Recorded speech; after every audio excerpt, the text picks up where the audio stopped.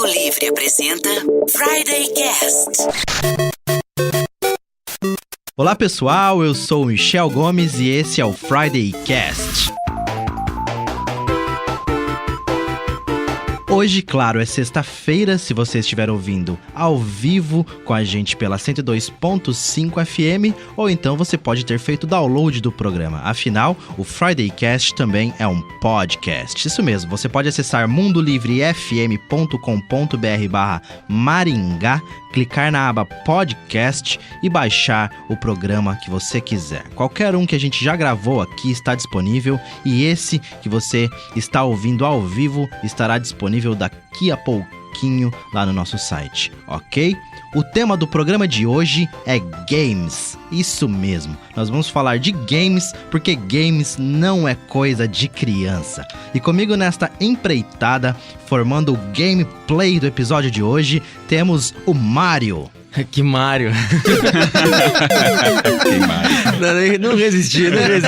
E aí, galera, aqui é o Diogo Sainz e cima, baixo, trás, frente, BA, libera logo especial aí. Temos também aqui a presença do Blanca. Olá, eu sou o Chris Bertoldi e o melhor golpe de todos do Street Fighter é o Ataque das Corujas. E fechando a trupe do Friday Cast, o Sub-Zero. Olá, aqui é o Anderson Rocha e eu tenho trauma porque meu pai achava que videogame era coisa de gente idiota. E ele tava certo. Então hoje em dia o mundo inteiro é idiota, né, cara? Graças a Deus. Dicas de sexta. Eu separei aqui pra galera que tá interessada em conhecer mais, porque tem muita gente que joga e não conhece muito bem o que é o videogame, né? Não sabe muito bem de onde veio, como é que ele funciona. E uma maneira legal de descobrir as coisas é sempre em documentário, né? Então eu separei 3 documentários. Um deles tá disponível no Netflix, ou tava até o momento da gravação. Você pode estar ouvindo isso aqui em 2035 e não está mais disponível no Netflix. O Netflix não existia e nós vivemos no apocalipse zumbi. Mas vamos lá. Videogames, o filme, né? É um filme que é um documentário que conta um pouquinho da história dos videogames, fala desde as primeiras gerações e vai mostrando a importância deles na cultura pop. E outros 2 documentários que estão disponíveis no YouTube. E também, se não está mais disponível no YouTube, o Google não existe e o mundo não vale mais a pena. A história dos videogames faz uma volta no tempo também, vai contar um pouquinho da história, falar do trajeto do videogame, desde os primeiros lá, das primeiras tentativas, com o Ralph Baer, com o Odyssey, e chegando nos poderosos consoles de hoje. E o último é o The Gamer Inside, que é um documentário voltado ao mercado brasileiro. E como é que é o consumo brasileiro de games, como é que o brasileiro se relaciona com os videogames. Esses 2 últimos estão no YouTube, estão de graça lá, dá pra assistir inteirinho os 2 e vale a pena pra conhecer, pra ver um pouquinho da história. Esse último vai falar bastante da Tectoy, que foi representante do Brasil nos games, né? Nossa, trazia pra cá e fabricava aqui os videogames da Sega. Então é um documentário interessante, você vai conhecer a história, ver um pouquinho de como é que foi inventada essa máquina e como é que ela se distribuiu no mundo e a importância dela, o impacto dela na cultura pop do mundo. Legal, a gente tava conversando sobre o Alex Kidd, né? E aí a galera, acho que o Anderson falou que não tinha jogado e tal. O Alex Kidd, ele era o Mario da Sega. Da Sega. Né? E, cara, eu nunca zerei Alex Kidd. Porque Alex Kidd não tinha save no meio do jogo, era né? muito difícil zerar o Alex Kidd. Você tinha ido numa paulada só, cara. Mas não só ele, naquela época, a maioria dos jogos não tinham save, não tinha cartão de memória pra guardar. Era password, né? Password no máximo, né? Quando o jogo tinha alguma coisinha a mais. Mas o cara tinha que jogar de cabo a rabo. Eu lembro que quando eu comecei, a jogar Mario, eu pausava, dormia, deixava tudo ligado, tipo, videogame ligado, desligava a TV pra minha mãe não ver. E aí no outro dia de manhã eu acordava, nem escovava os dentes e continuava, tirava o pause e continuava jogando, que é um bagulho meio insano, tipo Battletoads. Quem jogou Battletoads não dá pra zerar aquilo lá sem ter um emulador na sua vida. Battletoads não dá pra zerar, ponto, né? Eu teve 2 japoneses amigos meus que zeraram, mas eles não eram pessoas normais. Eles eram japoneses. Eles eram japoneses. O cara zerava antes do café da manhã, ele dizia, vou lá zerar umas 2 vezes ali, depois eu volto à minha vida, pra dar uma aquecida. Mas a galera que é um pouco mais jovem, aqui todo mundo tem mais de 30, o Chris tem 40. Não, ainda não, falta pouco. A gente começou a jogar videogame numa geração, eu comecei a jogar na geração dos 8 bits, né, do Nintendinho. E era muito diferente do mundo de hoje, né? Hoje você morre aqui e tem um checkpoint há 3 segundos atrás, você já volta, tudo mais. Antigamente, você acabar as suas vidas, acabou, vou começar do começo. E foi o Super Nintendo que deu um pouco mais de save, né? Os jogos vinham com aquele memóriazinha, não, bateriazinha, que salvava a memória ali dentro e tal, e você conseguia levar pra frente. Agora, queria uma irritação daquela época, eu que gosto muito de RPG, era ir na locadora, locar Final Fantasy, por exemplo, Final Fantasy VI.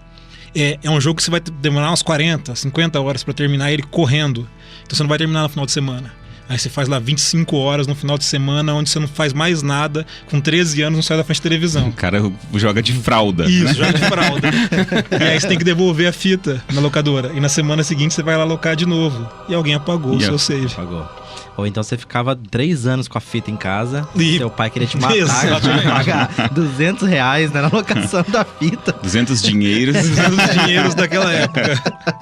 Acontecia muito. Nossa, era terrível. O Zelda, quando saiu o Zelda Ocarina of Time, foi assim. Eu não tinha o 64, mas um amigo tinha. E a gente rachava a locação do Ocarina of Time.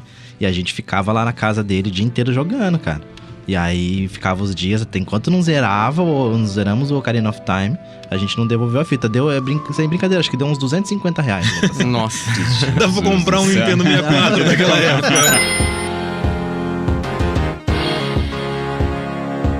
Falando um pouquinho mais dos jogos que a gente gosta, e essa treta, tinha uma treta, não tinha? Entre o Mortal Kombat e o Street Fighter? Eu acho que o videogame tem, sim, esse monte de separação, né? Sonic, Mario, Nintendo, Sega, Xbox, PlayStation, né? Sei lá, assim, você tem esses... PC versus console. PC versus console, né? Marvel DC. Marvel DC, né? Mas o videogame tá cheio dessas divisõezinhas, assim, quem gosta de um... A gente é muito binário, né? As nossas escolhas são muito binárias. Eu gosto de uma coisa e não gosto do que o outro gosta. Eu me diferencio a partir do outro, não do que eu faço. E aí você tem, né? Eu lembro que na época, quando eu era moleque, a gente tinha muito o videogame que eu mais tive, assim... Que eu mais fui dentro do videogame, fiquei muito tempo fazendo aquilo, foi o Super Nintendo, com toda certeza. E aí era o Mega Drive, né? Mega Drive. Lançado no Brasil com o Mega Drive. E, Mega Drive é o Super Nintendo. Quem tinha um Super Nintendo falava muito mal do Mega Drive. O Mega Drive tinha 3 botões, não sei se vocês lembram disso. Sim. Pô, aquilo era motivo de escárnio, né? O Super Nintendo tinha 6. Era muito mais complexo jogar no Super Nintendo, né? Alguém foi no Museu do Videogame? Que eu fui, cara. Eu fiz questão legal, de... né? Pinto no lixo. Já ouviu essa expressão? Eu fiquei 3 horas e pouco lá dentro, cara. Muito bom. Andando e vendo os consoles que eu já conhecia, já tinha jogado, porque eles tinham umas prateleiras com uma história do videogame em consoles. Aquelas coisas que você tinha ouvido falar, lido sobre, tinha lá. Foi uma experiência fantástica. De volta com o Friday Cast na Mundo Livre FM, um programa de rádio na internet ou um podcast de internet no rádio. De acordo com a Info Escola, um dos integrantes do Projeto Manhattan, sabe o Projeto Manhattan? Aquele que criou a bomba atômica, isso mesmo. O físico William Higginbotham foi um dos criadores do videogame, só que ele não patenteou a criação e acabou perdendo aí no meio da história. O mais interessante dessa história toda é que ele não criou só um jogo, ele criou um segundo jogo e mesmo assim ele não patenteou o segundo jogo. E ele ficou pra trás, aí depois o engenheiro eletrônico Ralph Baer, um alemão, pegou essa ideia ali do físico William e fez o primeiro videogame de fato.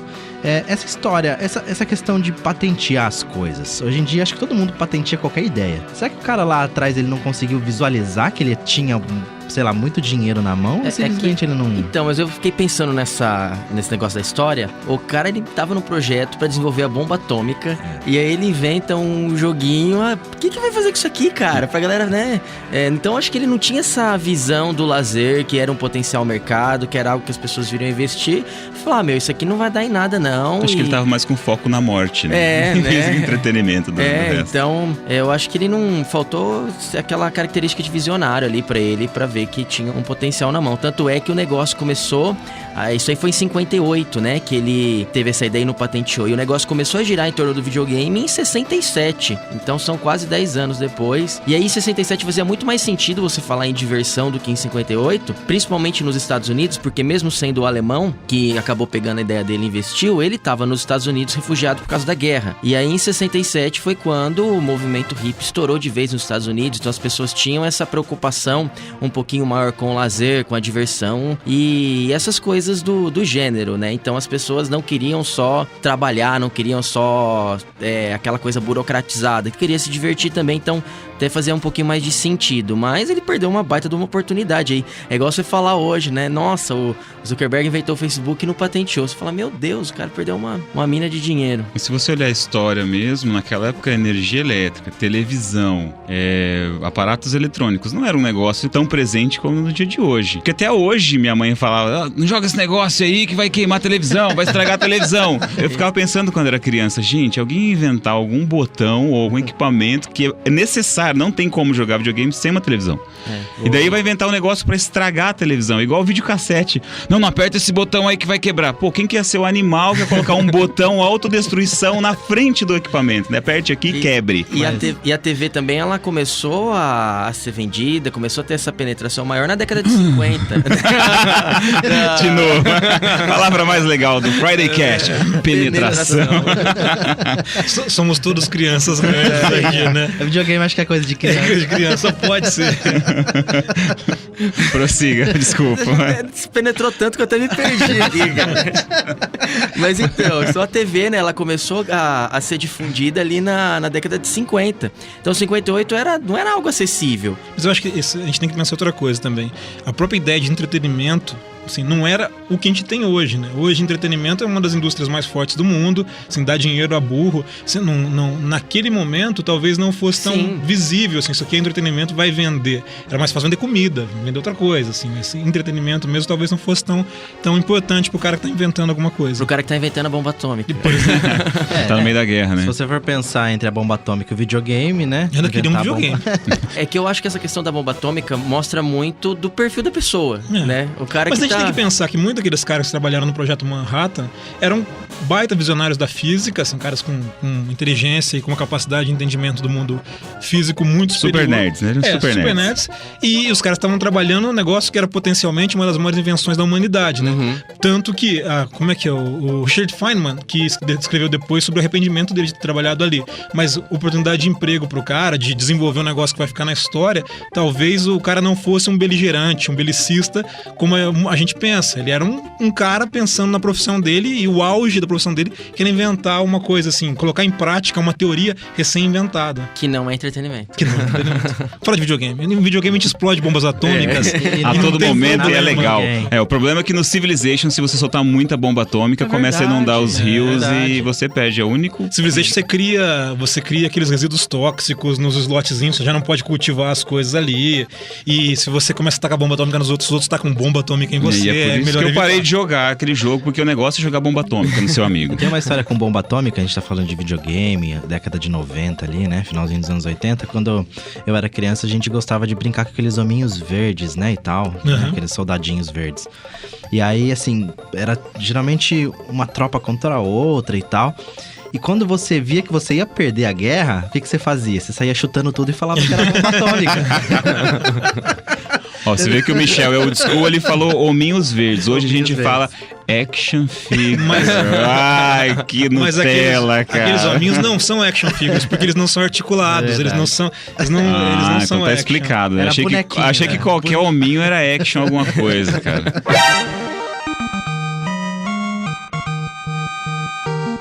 E falando dos anos 80 ali ainda, a gente tem no cinema, acho que o Anderson pode falar um pouquinho mais, os videogames entrando também, né, nessa ideia, os arcades, aquelas lojas, né, que você ia pra jogar fliperama e tal. Tem Tron, né, acho que Tron ali nos anos 80. Tron é um dos clássicos pra mostrar isso. Pra falar disso. É interessante quando a gente pensa na história do videogame, porque a gente tem lá a primeira invenção, e a gente tem o Ralph Baer, que é o cara que vai patentear a ideia, a Magnavox vai produzir o Odyssey, e nos anos 70 a gente vai ter lá os jogos mais básicos, né? O Pong, esses joguinhos meio simplinhos demais. Até pro celular de hoje ele é extremamente simples, você não quer brincar naquilo mais. E nos anos 80 você vai ter o começo dos jogos mais complexos. né? Então você vai ter os arcade houses nos Estados Unidos, né? Aqueles lugares que a gente vê nos filmes, cheios de fliperamas, e os jogos que você tem as armas já, aqueles jogos de tiro que você saca e atira, jogos em cima de moto, de carros. E esse universo dos anos 80 tá muito marcado por esse tipo de contato com os games. E esse contato que a gente vê nos filmes e consegue ver, até o Stranger Things brinca com isso também, você tem aquele momento do mundo, vai ser morto por causa do computador, né? O personal computer, né? Os computadores pessoais vêm para fazer tudo aquilo que os games faziam sem sair de casa e fazem mais, né? Além de entretenimento, ele pode servir para trabalho e para mais coisas. Então é um momento muito forte que o videogame ganha esse ar de importância na cultura pop e morre muito rapidamente. O videogame só não deixa de existir no final dos anos 80, no meado dos anos 80, por causa dos japoneses. Quem restaura a ideia de videogame, quem traz de volta a essência de jogar o console, são os japoneses, porque os americanos dão o videogame como morto. Foi uma onda, surgiu, legal, acabou, passou. Agora tem os computadores, eles são melhores do que os videogames. Tanto que o primeiro videogame da Nintendo, o Nintendo Entertainment System, ele não é chamado de videogame, ele é chamado de sistema de entretenimento Nintendo, porque o nome videogame morreu, a ideia de videogame morreu. E a Nintendo faz tanto sucesso nos Estados Unidos que ela vai exportar, e depois vem o principal console dela, que é o Super Nintendo Entertainment System, ou Super NES, como eu chamava, alguns amigos chamavam de SNES. A história da Nintendo, ela é fabulosa, né? A Nintendo é uma empresa de entretenimento desde o século XIX. Eles trabalhavam com cartas de baralho e fabricavam e vendiam cartas de baralho. Eles ganham muito dinheiro vendendo cartas de baralho durante a época de jogatina controlada pela Yakuza. E eles ganham dinheiro fazendo entretenimento. Até que, eu não vou lembrar as datas certinhas, mas o pai, lá o grande chefão, morre ou deixa a presidência, e o filho era mais visionário. E ele quer mudar para uma coisa eletrônica, porque ele entende que os eletrônicos são o futuro, e aí ele abraça a ideia de videogame. Eles vão desenvolver o Nintendo pensando em alguma coisa que traz o eletrônico, mas traz entretenimento. E aí eles vão restaurar. Tanto que videogame foi coisa de japonês durante muitos anos, né? Aliás, hoje você tem duas grandes empresas de videogame, que são a Sony, que é japonesa, e a Xbox, ou a Microsoft, que é americana. A Nintendo ainda tenta. A Nintendo é a terceira, né? A terceira força. Então, esse lance do console versus PC é antigo. É antigo, muito antigo. A história do videogame tá marcada por ele a todo momento. Olha só que bacana. Eu mesmo sou um cara que só joga console. Eu detesto jogar PC. Eu já tentei jogar PC, Battlefields e afins e Call of Duty, mas... Cara, eu gosto de console. Eu já não consigo jogar jogo de tiro, não consigo jogar... Não consigo jogar se não for no mouse. Por causa da precisão do tiro. Então eu parei de jogar jogo de tiro. Eu não jogo Battlefield no PlayStation, não consigo. Poucos jogos que tem a mirinha lá com aquele direcional, acho bem esquisito. E a geração de hoje já não consegue, não sabe nem como usar um mouse pra fazer isso. A gente jogava Doom. IDDQD, IDCAFAD, sem os nomes. Atravessar a parede. Você chegava a usar armas. Então, se você atirasse com a bazuca no chão, o bicho pulava mais alto, então todo mundo começava a usar isso até como forma de movimentação, né? E fazer aquelas lan house, aquelas coisas todas. Então, nesse quesito de mirar com o mouse, não consigo fazer com controle do PlayStation até hoje, cara. Acho que só quem joga CS, né? CSGO ainda é uma... Pra computador. O CS ainda é febre mundial. Mas começou na nossa época e até hoje é febre. Tem jogos que... Os MOBAs, né? E os jogos de campeonato aí, tipo League of Legends. Esses jogos têm se mantido no PC, né? E eu gosto muito do PC pra estratégia. Eu gosto muito de estratégia de tempo real e estratégia de turno, né? Civilization, Age of Empires. E aí no controle é impossível jogar, né? Os Warcraft tem que ter um teclado. Tem que ter um teclado e um mouse pra selecionar e tudo mais. Mas fora isso, eu acho assim, a experiência de jogar no PC, por exemplo, um GTA.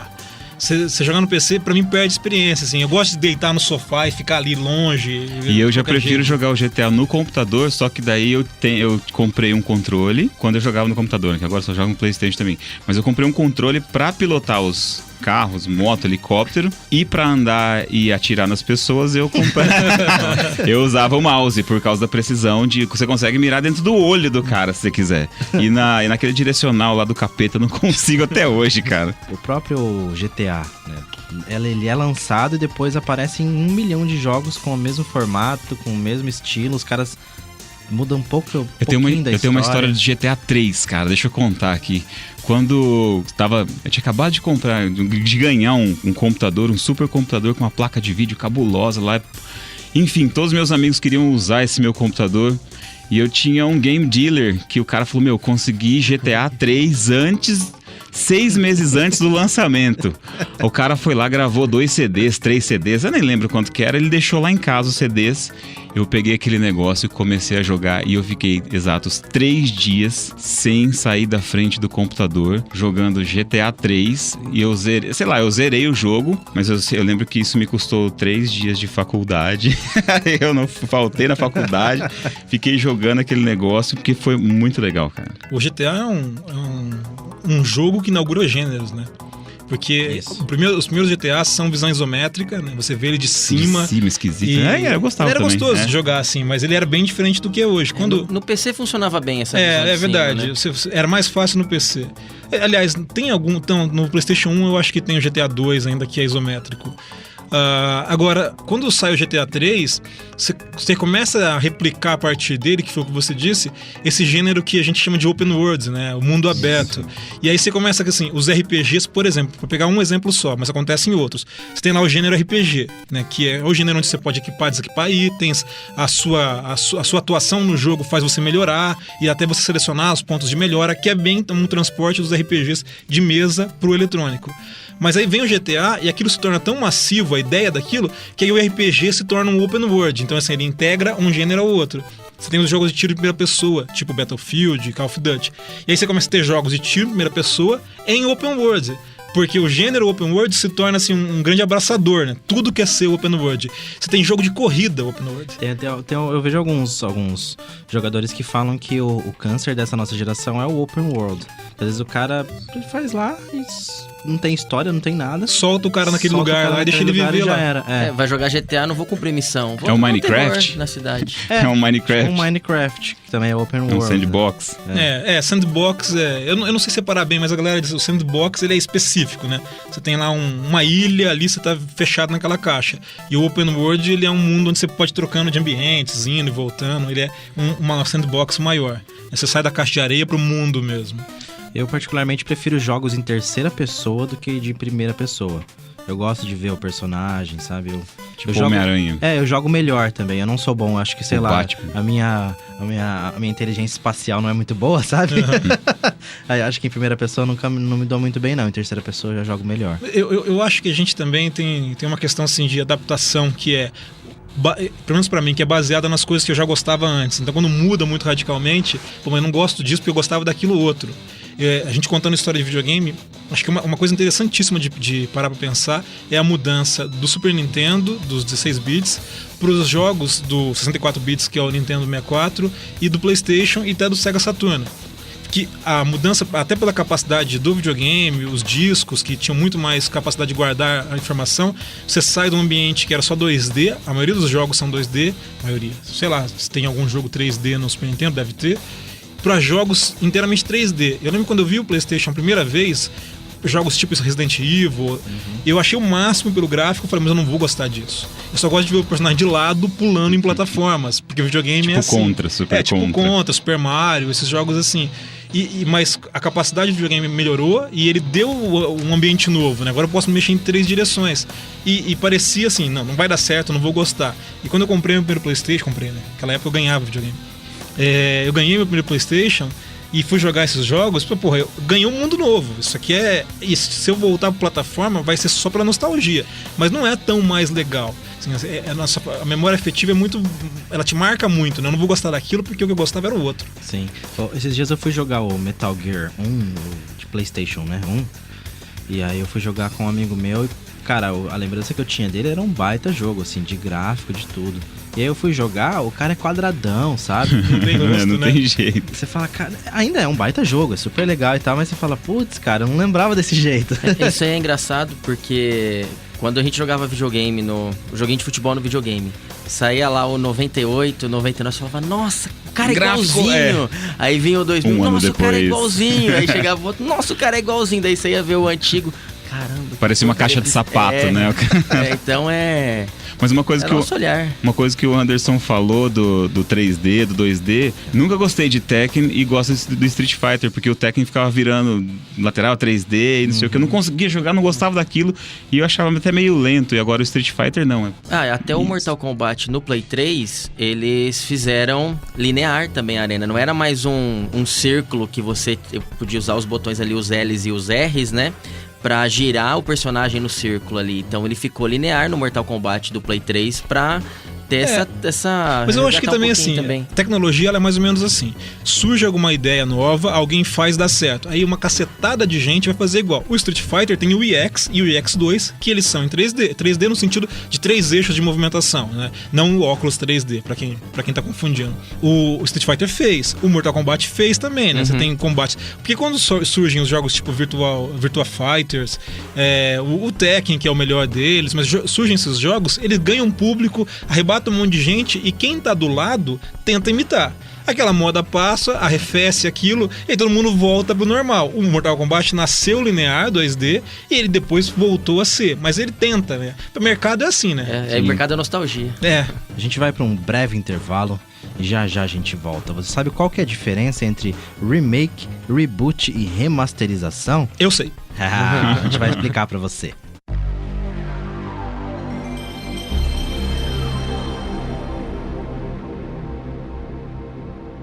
De volta com o terceiro e derradeiro bloco do Friday Cast, se você estiver ouvindo pelo rádio. Lembrando que daqui a pouquinho a gente volta mais 20 minutinhos no player do site da Mundo Livre FM.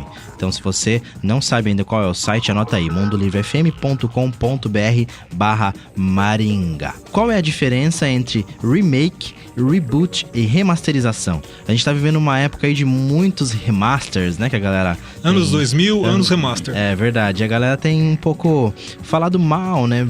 Aí não gosta muito dessas ideias, mas acho que a galera não entende muito o que é remake, o que é reboot e o que é remaster. Então vamos lá. Anderson, o que é remake? O remake é você refazer aquele jogo a partir das mesmas bases. O jogo, um filme, você tem aquelas bases prontas, sólidas, que já foram feitas, mas ele está defasado no tempo, graficamente, nas questões técnicas. Então você vai refazer aquele jogo com aquelas mesmas bases. Então vamos tentar pegar um exemplo aqui recente. Resident Evil 1, eu acho. O Resident Evil 1, por exemplo. Você tem ali, o jogo é o mesmo, claro, muda uma coisinha aqui, uma localização, mas o jogo é o mesmo, essencialmente, e você refaz para a tecnologia de hoje. Certo. E aí tem o remaster, né? A remasterização. A remasterização tem na música, assim, a gente pegar aquele produto que tá pronto e dar uma sapecada nele. Passar uma maquiagem. Exatamente. Ali, atualizar para os gráficos de hoje também. Mas às vezes nem tanto atualizar. O remaster, o cara só dá uma tapeada mesmo. Ele passa ali uma maquiagem, acho que um dos mais famosos dessa geração nossa é o The Last of Us. Saiu pra PlayStation 3. E eu zerei no 4 e no 3. Isso. E aí foi remasterizado. Eu comprei no 3 e no 4 também. Eu zerei só no 4.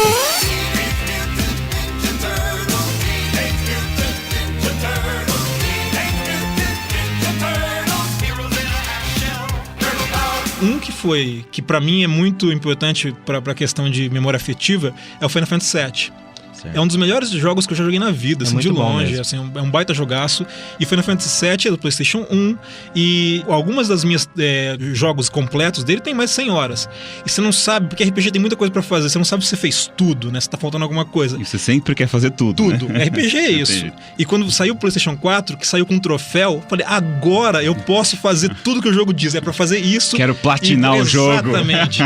E eu não sou um cara platineiro, eu não ligo tanto, mas eu os nunca jogos... consegui platinar nenhum jogo. Não, os jogos que eu amo, esses jogos eu vou até o fim. Eu devo ter umas 15 platinas, mais ou menos. No Play 3 já tem troféu. Sim. Mas como ele saiu agora pro 4, agora não, faz uns 2 anos pro 4, cara, eu comprei e assim, um mês, a platina, pronto, eu sosseguei meu coração.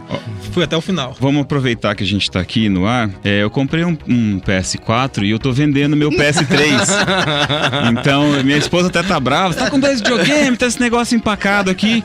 Mas eu juro, eu anunciei pra caramba. Eu coloquei no LinkedIn lá o link do Play 3 pra ver a vontade que eu tô de vender ele. Ó, quem quiser, tá vendo, hein? Só pra finalizar a ideia aqui, então, a gente tem o remake, a gente tem o remaster e a gente tem o reboot. Isso. O reboot é quase igual o remake, mas diferente. O reboot... Foi esclarecedora essa definição. Eu entendi. É tipo o Enduro e o Gran Turismo. Vem um do outro, assim. Remasterizou e chegou no Gran Turismo.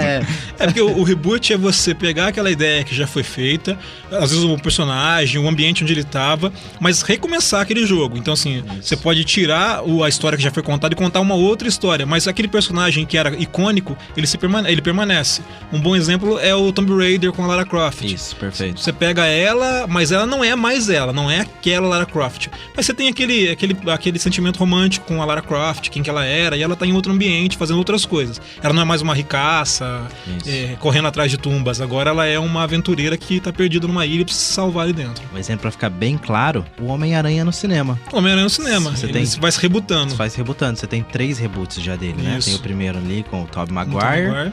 Aí você tem o segundo. O Andrew Garfield. Isso, e o terceiro agora com tá no cinema. O menino que não lembro o nome dele agora. Não lembro o nome, mas que tá nos Vingadores. Nos Vingadores, no universo cinematográfico Marvel. Isso aí, isso é um reboot. You get over here! You can... Sobre a questão da Sony versus a Microsoft, quem aqui é sonista? Eu Acho que Vamos somos uma todos briga. sonistas. Já falamos mal de PC, já falei mal de PC, todo mundo é sonista aqui. Ninguém entende nada de videogame. Mas, deixa claro, né? Quem falou mal de PC foi o Anderson. E não foi o Chris, que sempre é o Chris que Exato. Todo mundo odeia o Chris, agora todo mundo odeia o Anderson. Eu gosto de todas as plataformas que são... cara, tem que ser agradável. Eu tô passando mais tempo jogando joguinho de celular, pra você ter uma ideia, do que em vez de PC e ao invés do PlayStation. Porque, primeiro, eu comprei um PC que minha placa de vídeo é uma porcaria. Então isso já me fez abandonar jogos dali. Aí eu tô com o PlayStation, mas os joguinhos de tiro e tal. Então, e hoje a gente não tem mais tanto tempo pra jogar. Sim. Então, vou esperar algum dentista. Eu vou lá, sento, pego o meu celular, abro, jogo lá Plants of Zombies 2 e tá valendo. Tô jogando. Essa ideia de divisão, assim, ela vem desse nosso sentimento de querer pertencer a alguma coisa, né? Isso. Tipo, eu quero ficar parecido com os outros, então eu defendo isso aqui porque quem eu gosto defende, alguma coisa assim. Porque os dois consoles são bons, são excelentes, assim. Excelentes. E eu vejo muita discussão em fórum de um grupo querendo que o outro grupo morra. E o cara não percebe que se a Sony deixar de existir hoje, a Microsoft vai cair de qualidade. E vice-versa. Porque essa concorrência faz com que a gente ganhe. Exato. O duro é que é muito caro pra gente ter os dois. É isso, Então realmente. porque se fosse acessível, todo mundo teria os dois. Exatamente. Porque eu não sei vocês, mas eu vou comprar um videogame, né? Xbox ou Play. Eu dou uma olhada nos jogos. Sim, né? geralmente é isso. Quais jogos tem nesse aqui que eu vou querer jogar e quais não tem. Mas só que vai ter um ou outro ali do que eu gostaria de ter jogado. Sempre vai ter, claro. Né? Mas e hoje tá pior, né? Porque com o mundo todo interligado, por exemplo, eu tenho uma conta no site da Sony. Lá eu já tenho comprado vários jogos que eles me ligam à Sony. Quando sair o próximo videogame, se eu comprar um videogame da Microsoft, eu não vou ter acesso às coisas que eu comprei pela Sony mais. E isso aconteceu até do Play 3 pro Play 4 já. Sim. Então eu tô ligado a eles meio que financeiramente. Eles têm lá o que eu comprei é deles, na verdade. Só acesso através da plataforma deles. É difícil migrar agora para outra plataforma. Isso é uma coisa que me deixou bem chateado com a Sony, com o PlayStation, é que eles cortaram a retrocompatibilidade. Sim. Você não pode mais jogar jogos de PlayStation 1, 2 ou 3 no PlayStation 4, por Algumas versões são lançadas, tipo o King of Fighters tem, mas é o gráfico do Play 2 mesmo, Isso. só roda dentro do 4. Então, mas aí é porque a questão da remasterização. Eles dão um tapinha ali no jogo e lança ele pro PlayStation 4 a 200 pila. Puta, é foda. Você entendeu? Esse que é a grande questão da remaster que a galera, né, mete a boca. Sim. E porque a é Sony fácil tem pra feito eles, muito... né? Isso. Porque, qual que é a crítica? Por exemplo, você não teve dinheiro, pulou uma geração, a geração 3, do PlayStation 3, por exemplo. Foi o meu caso. Então você vai pro 4 e você perdeu grandes jogos. Qual que é a crítica? A galera queria que você pudesse comprar o jogo do 3 e colocar no 4. Isso. Mas, por quê? Porque tem muita gente que tem esses jogos estão baratos hoje. O que a Sony faz? A Microsoft faz também. Mas acho que a Sony tá fazendo muito mais que os outros. Bem mais. Ela lança o jogo de 3 com o preço de 4, dando uma sapecada ali, dando uma maquiada. Isso. E aí a galera fica brava porque é uma geração que tem tanto remaster quanto jogos novos. Uma pergunta pra galera, já que a gente falou de consoles aqui. O Chris falou que tá vendendo o PS3 dele. Quantos consoles vocês têm em casa? Porque Porque eu tenho um Atari, um Nintendo Wii, o PlayStation 2, o PlayStation 3 e o PlayStation 4. Eu vou ficar com vergonha de responder depois disso. Eu só tenho o PlayStation 4. Eu não vendo meus consoles. Eu tenho um amigo que é assim, ele tem um Mega Drive, tem um 64, tem um Nintendo, tem o PlayStation 4, PlayStation 1, 2, 3 e 4, ele tem tudo lá. Eu queria ter, mas eu vendi porque naquela época eu ainda não comprava. Eu ganhava e eu tinha que negociar com os meus pais. Mas depois que eu comecei a comprar meus consoles, eu não vendo mais. Eu deixo eles lá bonitinhos. Eu tenho o Play 3 e o Play 4, e meu Play 3 tem tudo que você pensar de câmera, de controle. Você jogava Dance, né? Foi um dos jogos que a gente mais jogava, porque é familiar a coisa, né? Então, verdade. galera em casa, liga a câmerazinha, põe aqueles controlinhos na mão lá e ficava a noite inteira. O Rock Band eu tenho, a todos os instrumentos. O Play 3 eu passei mais tempo jogando com a galera do que quase que sozinho, assim. Lá em casa, depois que eu mudei, acabou ficando no apartamento da minha mãe e do meu pai, né? Então em casa eu só tenho o Play 3 mesmo, o resto acabou, mas tá lá guardado. E tem um amigo meu, o grande Elton Eudak, do NPcast, um salve pra você. Ele é um dos maiores colecionadores do Brasil de Super Nintendo. Então, fica o convite. Vamos conversar com ele sobre isso. Sim, vamos bater marcar papo aqui, fazer um cross aqui já Fechado. Vai ser uma sessão nostalgia do cacete, vou chorar. Muito bom. A gente vai trazer fitas de Super Nintendo pra sortear, né?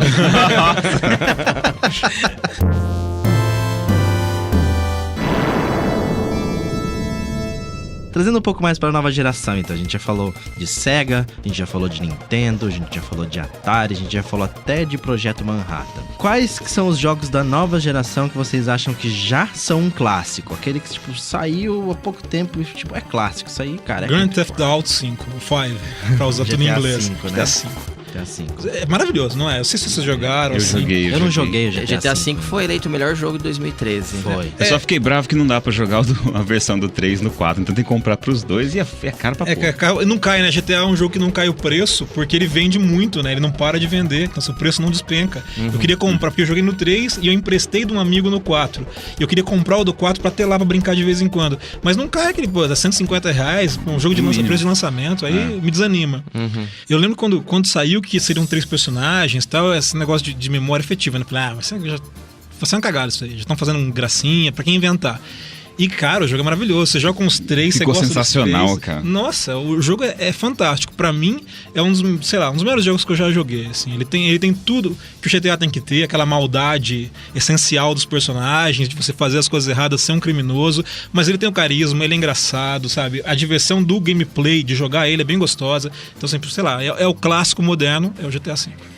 Tem 2 jogos dessa nova geração que eu joguei que eu achei, assim, fenomenais. Um é o The Last of Us. Me prendeu muito, assim, achei a história muito... Lindo o jogo. Muito linda. É bem isso, é lindo, o jogo é lindo. E o Batman Arkham Knight. Alguém jogou aqui Joguei Batman? todos. Eu joguei todos também e eu preferi o Arkham City, porque eu achei muito voltado missões com carro, com o Batmóvel. Ah, é verdade, no Arkham Ele Knight, fica muito preso, e daí chega uma hora... Eu acho legal ter o carro, mas não 80% do jogo ter um vínculo com o carro. Então o Arkham City, pra mim, foi o jogo um dos mais legais, assim, o GTA V e o Arkham City foi um dos que eu achei mais legais da vida, assim. Legal. E você, Diogo, tem algum clássico moderno? Eu comecei a jogar o The Last of Us, mas eu não cheguei a terminar. Ô, louco, eu não parei até terminar, cara. Muito bom. A relação que você cria entre os dois, cara, você fica querendo cuidar da menininha ali, sabe? Eu comprei o pacote de expansão também, que é legal pra caramba. A história dela, né? A história é muito legal. O Last of Us eu comecei a jogar na arena ali.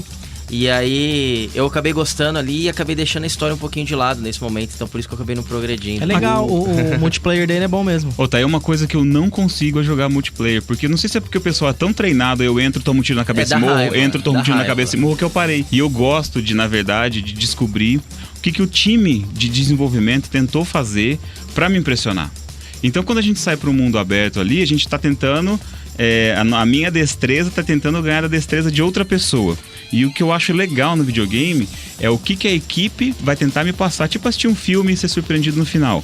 Então eu gosto de pegar o modo história e jogar inteiro. É difícil o jogo que eu passo jogando online. Mesmo assim, mesmo mais por causa do treino. Sei lá, jogar Battlefield. Se você entrar numa arena de Battlefield, você morre na hora. Tiro na cabeça pra todo quanto é lado. É headshot. Se você não entrar e não tiver treinado, não tiver sabendo o que fazer, cara, você não consegue jogar muito. Mas a gente tá naquela época que não dá pra treinar mais. É mais um momento de diversão. Então, eu sou igual o Chris, assim. Eu tenho 2 motivos básicos pra jogar videogame. Um é a história. Histórias que se surpreendem, que te emocionam.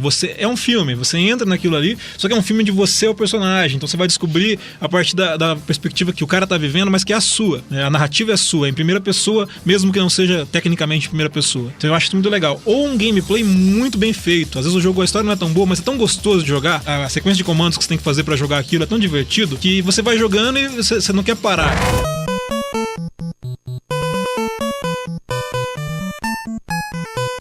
Tem uma coisa engraçada sobre esse negócio dos jogos multiplayer e os jogos de história. Teve um executivo da Microsoft que falou recentemente sobre como era caro e como talvez não valesse a pena continuar investindo em jogos com história somente, porque os jogos multiplayer geram mais dinheiro, né? Tem as microtransações e essas coisas, e talvez os jogos multiplayer também tivesse chamando mais atenção, né? O esportes, esse tipo de coisa, e os jogos de história, os single players, estivessem indo para um fim, ou o mercado tivesse que se readequar para produzi-los. Eu não sei, assim, eu fico com medo dessas coisas, porque eu gosto muito, sou um jogador de single player, acho que modo história é um negócio legal, assim.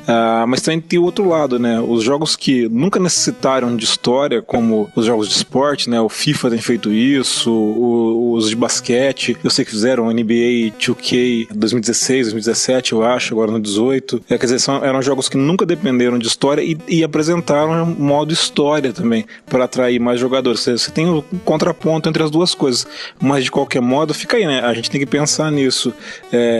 Por causa de uma nova dinâmica de mercado, talvez os jogos de história tenham que se modificar, estejam aí no momento de abalo. É uma coisa para se pensar também. Bom, então esse foi o nosso Friday Cast sobre videogames. Se você curtiu o programa, mande um WhatsApp para o 991442925 com sugestões de jogos. Se você é um sonista ou um boxista, mande pra gente que daqui a pouco estamos ao vivo no player do site mundolivrefm.com.br/Maringá e também no facebook.com/FridayCast, que a gente responde suas perguntas e lê os seus comentários, ok? Lembrando que você pode baixar esse e outros programas do FridayCast no nosso site mundolivrefm.com.br/Maringá na aba podcast, ok? Afinal, o FridayCast também é um podcast. Nos vemos daqui a pouquinho no player do site. Um abraço e tchau!